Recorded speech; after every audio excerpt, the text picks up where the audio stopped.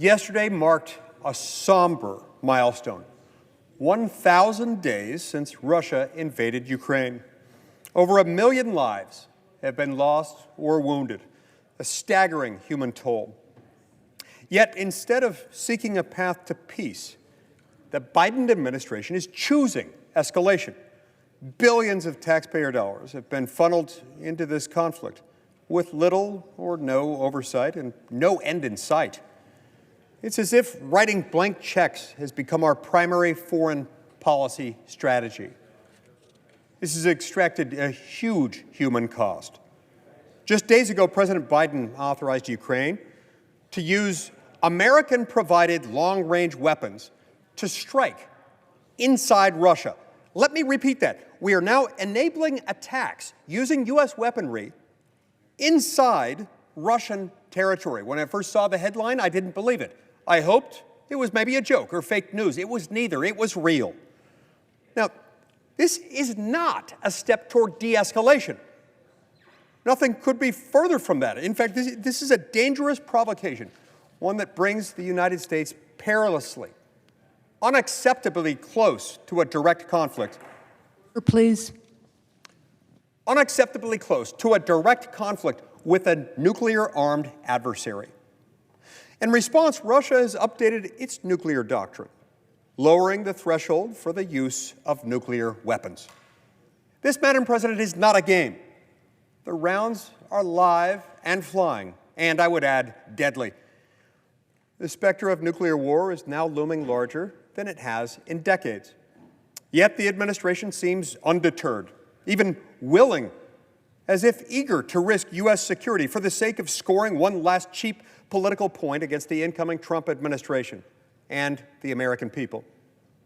Now, in the twilight of its tenure, the Biden administration is quietly attempting to forgive half of Ukraine's economic and aid package from the last supplemental appropriations bill, a whopping $4.7 billion given away for free if President Biden has his way. The American people are being deceived by the Biden administration.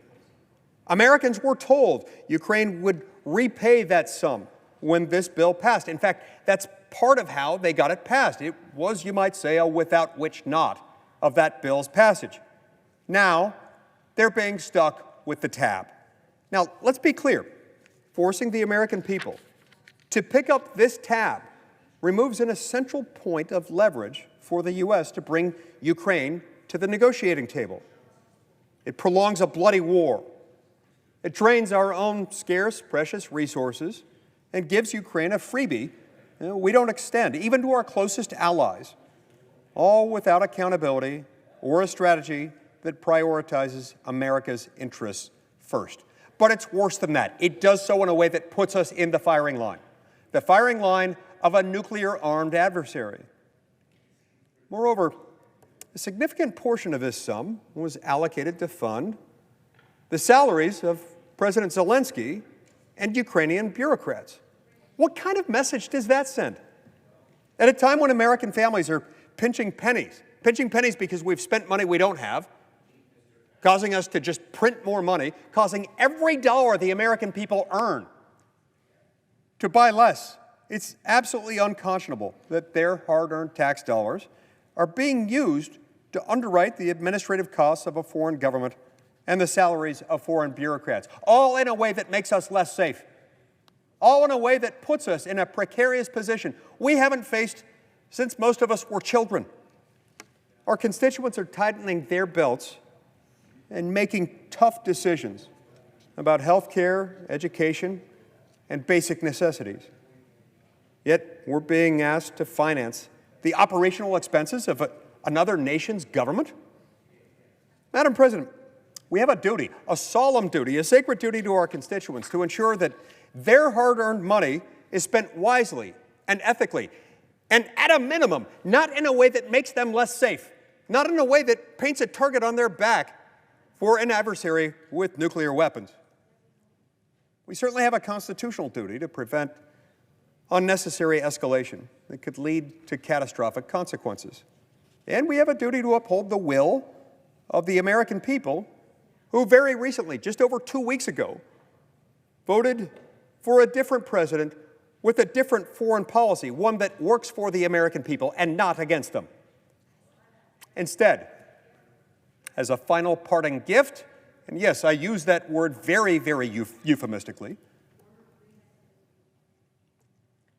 the Biden administration wants to saddle the American people with a tab that they don't want, that they never agreed to, that they expressly rejected at the ballot box, and that they cannot afford. That's why I stand in full, wholehearted support of Senator Rand Paul's joint resolution of disapproval to block this misguided, dangerous, reckless wealth transfer to a corrupt foreign government. I call on all of my colleagues to do the same. We need to halt this dangerous path and give the incoming administration every tool to pursue a strategy that prioritizes peace and America's interests. The American people have spoken and resoundingly and with good reason rejected the policies of this administration that escalate conflicts and prolong wars. The American people deserve better. They should expect more. They strive and yearn for peace. Rand Paul's measure would help advance that. Doing nothing would impair it. Thank you, Madam President.